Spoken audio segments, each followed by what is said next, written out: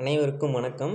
இந்த வீடியோவில் நம்ம என்ன பார்க்க போகிறோம்னா, பொதுத்தமிழ் அழகு 7ல் இலக்கியம், தமிழ், அறிஞர்களும் தமிழ் தொண்டும் இது தொடர்பாக டிஎன்பிஎஸ்சி குரூப் 2 2025 கேட்ட கொஸ்டின்ஸ் தான் பார்க்க போகிறோம். வித் புக் ப்ரூஃபோடு பார்க்க போகிறோம். எந்தெந்த புக்கில் இருந்து கேட்டிருக்காங்க, அவுட் சோர்ஸ் என்னன்னு சொல்லிட்டு அதை கொண்டு பார்ப்போம். நாங்கள் 1 by 1 பார்ப்போம். மோந்து பார்த்தால் வாடிவிடும் அனிச்ச மலர், என்ன செய்தால் வாடுவர் விருந்தினர். அதாவது முகம் திரும்பி நோக்கினாலே வாடிடுவாங்க. இது திருக்குறள் இருந்தோம்பல் அந்த இயலில் இருந்து கேட்டிருக்காங்க. 6வது பொதுத்தமிழ் இயல் 5 அதில் பார்த்தீங்கன்னா இந்த விருந்தோம்பல் அந்த டாப்பிக்கில் இருக்கும். மோப்பக்குலையும் அனிச்சம், முகம் திருந்து நோக்கக்குலையும் விருந்து, மோந்து பார்த்தால் அனிச்ச மலர் வாடிவிடும், நம் முகம் மாறினாலே விருந்தினர் உள்ளம் வாடிவிடும். அடுத்தது உவே சாமிநாதரின் வாழ்க்கை வரலாற்று நூலின் பெயர். இது என் செய்தம். இது ஊவேசா அந்த டாபிக் கீழே வரும். 6th பொதுத்தமிழ் பழைய புக்கில் இருந்து கேட்டிருக்காங்க. இயல் 1 ஊவேசா தன் வாழ்க்கை வரலாற்றை ஆனந்த விகடன் இதழில் தொடராக எழுதினார். அது என் சரிதம் என்னும் பெயரில் நூலாக வெளிவந்தது. பெருஞ்சித்திரனாரால் நடத்தப்பட்ட இதழை தெரிவு செய்க. நடத்தப்படாத இதழ். இது 3 வரும். தேன்மொழி, தமிழ் சிட்டு, தமிழ் நிலம், இது 3 வரும். தேசபக்தன் வராது. பெருஞ்சித்திரனார் சோர்ஸ் 6வது பொதுத்தமிழ் புக்கு இயல் 1ல் தமிழ் கும்மி அதில் கொடுத்துருப்பாங்க. பெருஞ்சித்திரனாரின் இயற்பெயர் மாணிக்கம். இவர் பாவலர் ஏறு என்னும் சிறப்பு பெயரால் அழைக்கப்படுகிறார். கனிச்சாறு, குய்யாக்கனி, பாவிய குத்து, நூறாசிரியர் முதலான நூல்களை இயற்றியுள்ளார். தென்மொழி, தமிழ் சிட்டு, தமிழ் நிலம் ஆகிய இதழ்களையும் நடத்தினார். அடுத்தது பரியது கூர்ங்கோட்டதாயினும் யானை வெறுவும் புலிதா குறின். குறள் 559. இக்குறட்பாவில் மிகுதி என்னும் பொருளை உணர்த்தும் சொல். மிகுதினா பரியது. சில பேர் கூர்னு சொல்கிறாங்க. பரியது கூர் அப்படின்னு பக்கத்துலேயே இருக்குது. அதனால் மிகுதி தான் பரியது. இது நம்ம எதில் இருந்ததுன்னா பரிமேல் அழகர் உரை அதில் இருந்து எடுத்திருக்கோம். பரியது கூர்ங்கோட்டதாயினும் யானை வெறுவுத் புலிதா குறின். அப்படின்னா பெரும்போன் வலிமிகுதி கூறப்பட்டது. பரியது கூர்ங்கோட்டதாயினும் எல்லா விலங்கினும் தான் பேருடம்பினது. மற்றதை விடலாம் நம்ம தான் பெருசு. அதாவது மிகுதின்றது தான் அதுக்கு பொருள். திருப்புகழில் அருணகிரிநாதர் தப்பாட்ட இசை குறித்து பதிவு செய்துள்ளார். புலியை போன்று கருப்பும் மஞ்சளுமான வண்ணக் கோடுகளிட்டு வீரத்தை காட்டி தப்பு இசைக்கேற்ப தப்பாட்டத்தை ஆடுவர். கூற்று சரி, காரணம் தவறு. இது பார்த்தீங்கன்னா தப்பாட்டம் பற்றி 10th புக்கில் பொதுத்தமிழில் நிகழ்கலை அந்த டாபிக் கீழே வரும். தமிழின் தொன்மை சிலபஸ் கீழே இது கொஸ்டின் கேட்டிருக்காங்க. அருணகிரிநாதர் தப்பாட்ட இசை குறித்து பதிவு செய்துள்ளார். இதனை பறை என்றும் அழைப்பர். அருணகிரிநாதர் பற்றி கூறியிருக்காரு. தப்பு என்ற இசைக்கருவியை தோற்கருவியை இசைத்து கொண்டு தனது இசைக்கு ஏற்ப ஆடுகின்ற நிகழ்களை தான் தப்பாட்டம். பட் அவங்க என்ன கொடுத்துருக்காங்க, புலியை போன்று வேஷம் விட்டது தவறு. அதனால் ஆப்ஷன் ஏ. கீழ்கண்டவற்றுள் சரியானவற்றை தேர்வு செய்க. தென் திராவிட மொழிகள் தமிழ், கன்னடம், மலையாளம், குடகு இதுதாங்க வரும். தெலுங்கு வராது, குயி வராது, இதுவும் வராது.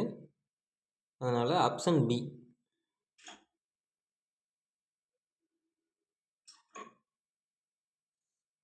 அப்படின்னா கூயி நடுதிராவிட மொழி. தெலுங்கும் அதே மாதிரி தான், நடுதிராவிட மொழி. தென் திராவிடத்தில் தமிழ், மலையாளம், கன்னடம், குடகு, துளு, கோத்தா, தோடா, கொரகா, இருளா இவை மட்டும்தான் தென் திராவிட மொழிகள். அடுத்தது அன்புக்குரியவரின் துன்பம் கண்டு பெருகும் நீர் டேஸ் என்றழைக்கப்படுவர். புன்கணீர். இது அன்புடைமை அந்த டாப்பிக்கில் வந்திருக்கும். 6th பொதுத்தமிழில் அந்த அன்புடைமை அதிகாரம் பற்றி கொடுத்துருப்பாங்க. அன்பிற்கும் உண்டோ அடைக்கும்தால் ஆர்வலர் புன்கண்ணீர் பூசல் தரும். மனைவிக்கு விளக்கம் மடவார். மடவார் தனக்கு தகைசால் புதல்வர் என்ற அடிகள் இடம்பெற்றுள்ள நீதிநூல் நான்மணி கடிகை. இது பழைய புக்கிலிருந்து கேட்டிருக்காங்க. 6th பருவம் 1 பொதுத்தமிழில் இயல் 4 இயல் 3 நான்மணி கடிகை இதிலிருந்து கேட்டிருக்காங்க. பார்த்திங்கன்னா மனைக்கு விளக்கம் மடவார். மடவார் தனக்கு தகைசால் புதல்வர். விளம்பி நாகனார் அவர்கள் எழுதின நான்மணி கடிகை அந்த டாப்பிக்கில் கேட்டிருக்காங்க. அடுத்தது ஓதலிற் சிறந்தென்று ஒழுக்கமுடைமை என்ற அடி இடம்பெற்றுள்ள நூல் முதுமொழி காஞ்சி. Option B.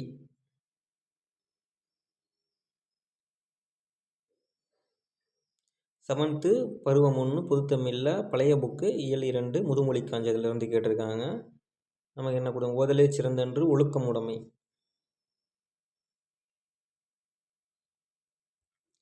ஓதலே சிறந்தன்று ஒழுக்கம் உடைமை. மதுரை கூடலூர் கிழார் அவர்கள் பாடின வரிகள் தான்.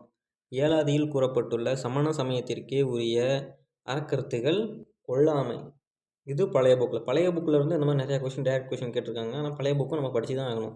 ஏலாதியில் 10th பொதுத்தமிழ் பழைய புக்கு இயல் 1 ஏலாதி அதில் கொடுத்துருப்பாங்க. பார்த்தீங்கன்னா ஆசிரியர் குறிப்பு. ஏலாதியை இயற்றியவர் கனிமேதாவியார். இவருக்கு கனிமேதையர் என்னும் மற்றொரு பெயரும் உண்டு. இவர் சமண சமயத்தர். இவர் சமண சமயத்திற்கே உரிய கொல்லாமை முதலான அறக்கருத்துக்களை ஏலாதியில் வலியுறுத்தி கூறுகிறார்.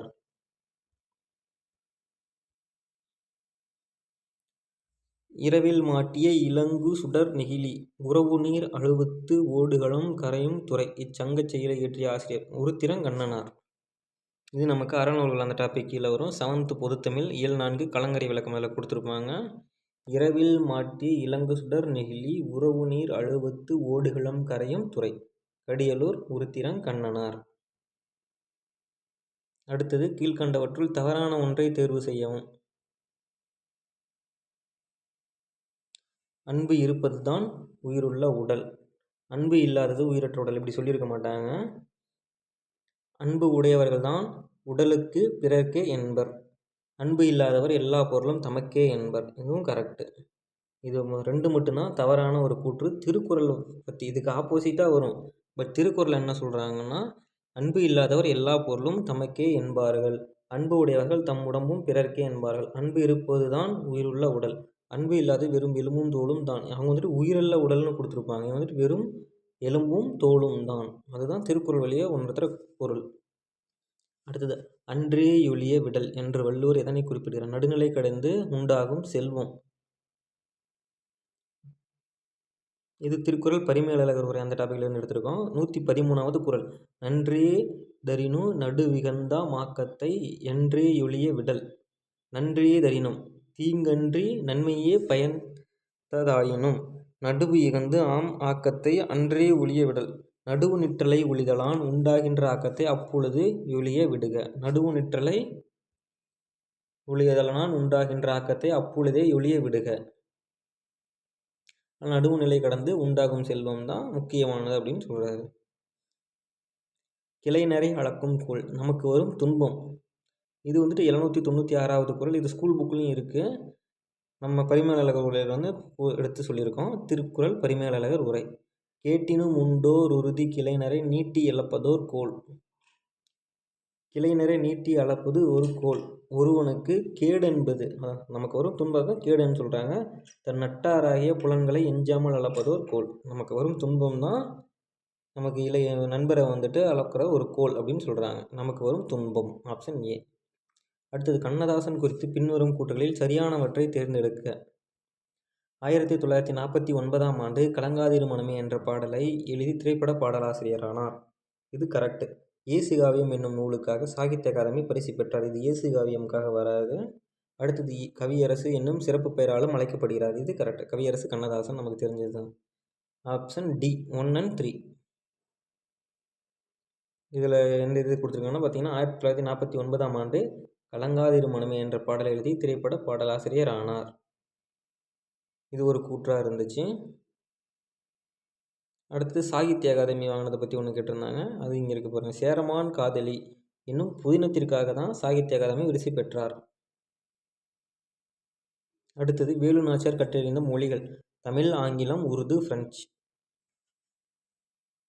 இது 6th பொதுத்தமிழ் இயல் 7ல் இருக்கும். ராமநாதபுரத்தை ஆட்சி செய்த செல்லமுத்து மன்னரின் ஒரே மகள் வேலு நாச்சியார் தாய்மொழியாக தமிழ் மட்டுமல்லாமல் ஆங்கிலம், பிரெஞ்சு, உருது ஆகிய மொழிகளையும் சிறப்பாக கற்றார்.